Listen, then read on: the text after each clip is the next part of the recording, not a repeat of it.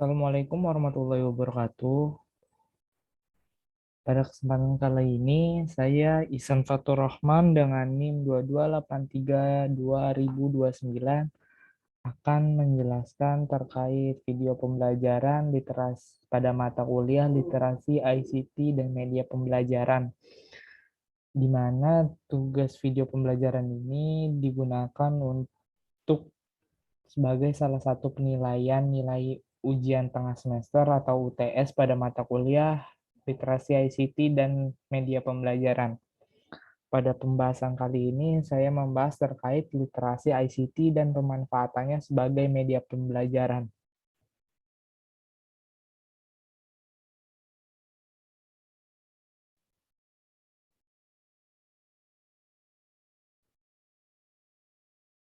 Di mana literasi memiliki pengertian sebagai kemampuan dalam mengakses, memahami, dan menggunakan informasinya secara cerdas.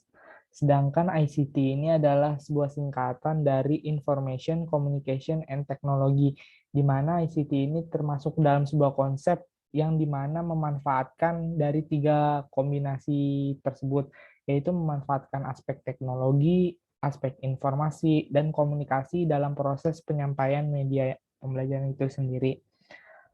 Untuk pemanfaatan ICT dalam dunia pendidikan ada banyak sekali. Yang pertama itu ada mendukung sistem administrasi kelas, perpustakaan, dan sekolah.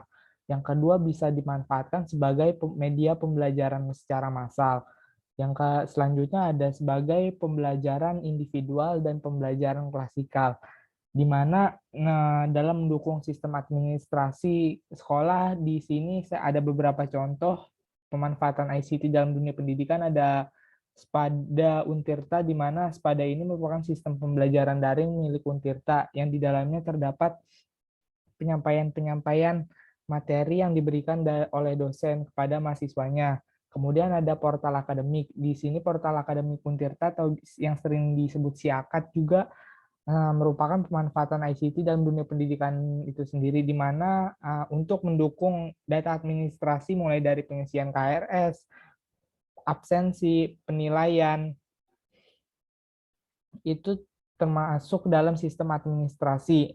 Terus sebagai media pembelajaran massal, di sini ada Ruang Guru, Zenius, Wiper, di mana forum-forum tersebut dapat diakses secara gratis maupun berbayar. Di situ konten yang tersedia juga banyak, mulai dari kelas SD hingga SMK, bahkan untuk melanjutkan ke perguruan tinggi seperti tes UTBK dan yang lainnya itu ada dalam media massal tersebut. Selanjutnya media pembelajaran individual, di mana media pembelajaran individual ini lebih mengedepankan kepada praktik-praktik yang dikembangkan oleh individu tersebut. Di situ, di sini ada Tinkercad Autodesk, di mana platform tersebut dapat diakses secara gratis yang basisnya itu pembuatan proyek secara virtual atau secara simulasi. Terus pembelajaran klasikal di sini termasuk ke dalam metode ceramah yang disampaikan dari pengajar kepada penerima materi, yaitu siswa atau peserta didik. Di situ biasanya menggunakan PowerPoint atau menjelaskan secara ceramah.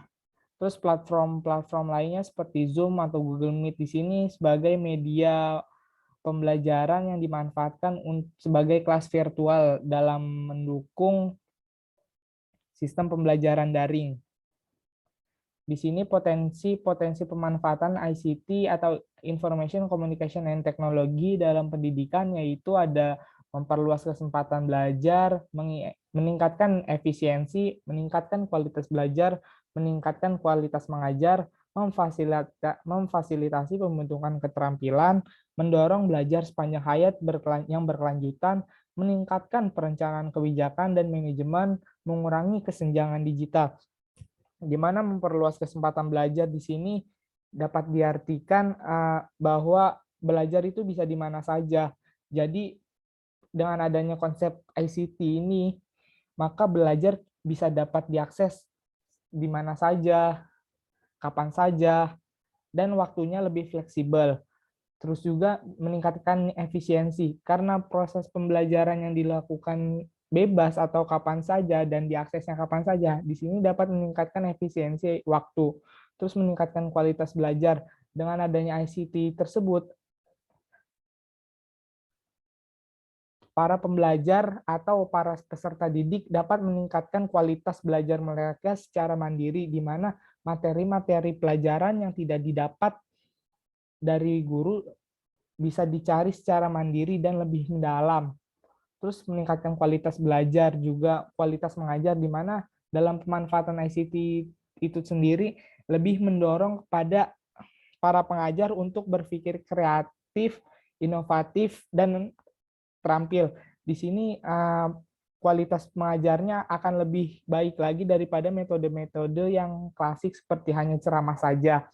Di sini terus memfasilitasi pembentukan keterampilan dari proses-proses pembuatan baik media pembelajaran berbasis ICT, itu akan membentuk keterampilan-keterampilan baru bagi para pengajar seperti keterampilan desain gambar, edit video, ataupun yang lainnya. Terus mendorong belajar sepanjang hayat. Karena sifatnya yang fleksibel dan bisa diakses kapan saja maupun oleh siapa saja, di sini mendorong belajar lebih bisa dikedepankan bagi usia-usia yang lanjut usia pun bisa belajar gitu, selagi ada kemauan untuk mencari ilmu dan haus akan ilmu. Terus juga mengurangi kesenjangan digital, di mana kesenjangan digital di Indonesia ini juga masih terbilang cukup banyak karena adanya ketidakmerataan dari infrastruktur yang membangun. Oleh karena itu, dalam proses tahapannya pemanfaatan ICT ini mulai dikembangkan di Indonesia. Kemudian hal-hal yang perlu diperhatikan dalam pengembangan media berbasis ICT. Di sini ada planning, design, and development. Di mana planning ini yaitu merencanakan segala bentuk aspek yang akan dikembangkan sebagai media pembelajaran berbasis ICT ini. Kemudian desain ini yaitu mengolah, membuat, ataupun memberikan gambaran-gambaran terkait media pembelajaran itu sendiri. Kemudian yaitu development. Development di sini adalah sebagai pengembangan dari desain, yaitu menciptakan secara utuh dari media pembelajaran itu sendiri. Kemudian pengertian media pembelajaran. Media itu bisa kita artikan sebagai sesuatu yang dapat menyampaikan pesan ataupun informasi. Sedangkan media pembelajaran ini berarti sesuatu yang dapat menyampaikan pesan dan informasi yang dapat merangsang pikiran, perasaan, kemauan, sehingga mendorong siswa terjadinya belajar. Jadi pengertian media pembelajaran di sini sebagai alat bantu siswa dalam memperoleh informasi, sehingga mereka memiliki minat yang lebih terkait pembelajaran itu sendiri. Macam-macam media pembelajaran yang digunakan dalam pembelajaran ada jenis-jenisnya, ada media grafis, di mana media grafis ini terdiri dari foto 2 dimensi ataupun 3 dimensi, gambar. Terus media audio adalah media suara, baik itu musik ataupun yang lainnya. Media proyeksi adalah media tampilan, baik jenisnya maupun audio video seperti slideshow, PowerPoint. Terus media audio visual adalah kombinasi dari media audio dan media grafis yang bergerak. Jadi media audio visual ini merupakan bentuknya bisa berupa video pembelajaran, video dokumenter, ataupun cerita-cerita tentang sejarah. Terus media lingkungan di sini bisa berarti yaitu keadaan lingkungan sekitar seperti pohon, hewan, tumbuh-tumbuhan, maupun peristiwa-peristiwa yang ada di lingkungan sekitar. Terus dalam proses pemilihan media pembelajaran, ini harus disesuaikan dengan kompetensi siswa, kebutuhan, dan biaya yang ada. Terus yang harus diperhatikan selanjutnya adalah sarana pendukung. Sarana pendukung ini sangat riskan sekali dalam proses pemilihan media pembelajaran. Terus juga kemampuan pengelolaan. Kemampuan pengelolaan media pembelajaran yang baik itu memang harus disesuaikan dengan kompetensi atau keahlian dari pengajar, terus juga ketepatgunaan atau efisiensi. Media pembelajaran yang dipilih ini harus tepat guna dan efisiensi agar nilai-nilai pembelajarannya tidak melenceng jauh atau nilai-nilai pembelajaran dapat tersampaikan secara maksimal. Mutu teknis di sini adalah kualitas dari teknis itu sendiri. Jadi pemilihan media pembelajaran terkait kualitas teknis ini sendiri harus dikedepankan guna tujuan-tujuan dari pendidikan dan pengajaran dapat tersampaikan dengan baik, sehingga para peserta didik dapat memahaminya secara utuh tanpa terpisah-pisah. Terus juga prosedur-prosedur mendesain media pembelajaran. Yang pertama itu ada menganalisa kurikulum yang digunakan. Jadi dalam proses pemilihan media pembelajaran, yaitu menganalisa kurikulum. Jadi tidak asal dalam proses pemilihan media atau mendesain media pembelajaran. Jadi kurikulumnya harus disesuaikan dengan mata pelajarannya juga. Terus juga menentukan jenis keterampilan yang disampaikan.